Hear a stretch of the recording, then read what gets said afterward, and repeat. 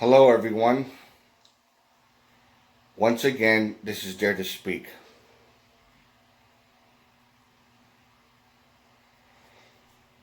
I was watching a few videos on, the paranormal because I'm always into that. And being the type of person who's into serious ghost stories and stuff like that, I came across another subject of what I like. And this one kind of concerns me. I thought it was really interesting, but in a very disturbing way. So, for those of you who believe in, alien abductions and UFOs and stuff like that, there's this one story, in particular story, that I thought it was kind of, I don't know, it was just, to me, it was weird. And I just want to know what you think on this particular claim. So, judge for yourself.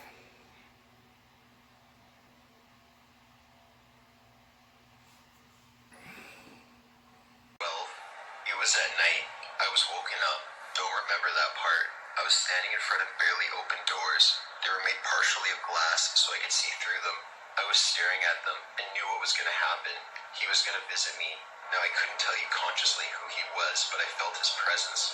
He floated or had this strange way of walking in a fluid way. It seems like he just levitated to me. First, I could see his big white head, which had a strangely flat profile. He approached me. His face was no more than 30 centimeters from mine. He was a typical alien gray, but he was not short. I'm 185 centimeters and he was slightly higher than me. He approached me so close that I really couldn't see anything else besides his big black almond eyes. He stared at me, or through me. With each passing second, I felt like I was getting closer and closer to him.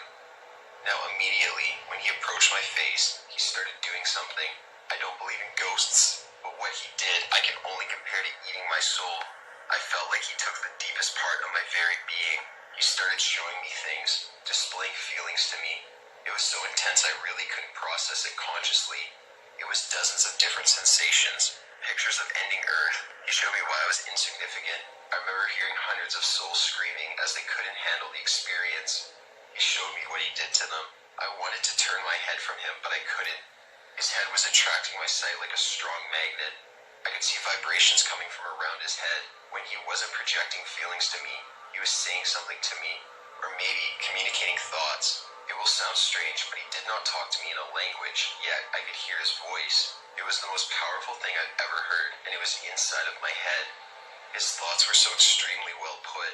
I've tried to fight this entry into my head, but I've never felt so overwhelmed. I can compare it to dueling a modern computer in arithmetics only using Asbascus. Now I don't believe he was evil. What he has shown me was that we as humanity are really not worth that much. He showed me my struggles, what I care for, and then made me realize it's really insignificant. He projected to me that we are part of a bigger scheme, but we are truly redundant. They have a need for us, but it's just part of their plan, and they know many other worlds. Next thing I remember, I woke up in the morning. I've told everyone about it. I've got bad looks, but I know it was real. It was no dream. The guy was real, and he's the most powerful being I've ever met or heard about. I haven't even seen such a powerful creature in any movie. He projected omnipotence and a deep sense of knowing. What I also remember is that there were other beings like him, but they weren't really separate. They either were different avatars of him, or they formed a collective consciousness, or had one purpose in mind. What I don't understand is why visit me and do these things. What purpose would that serve to anyone? It was 4 years ago, but I still remember it vividly.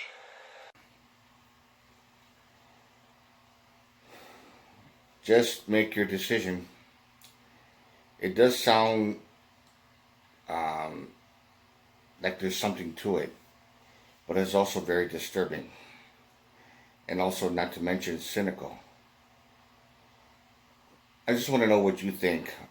Just drop a comment and any questions and stuff like that. You know what to do. And this is Dare to Speak.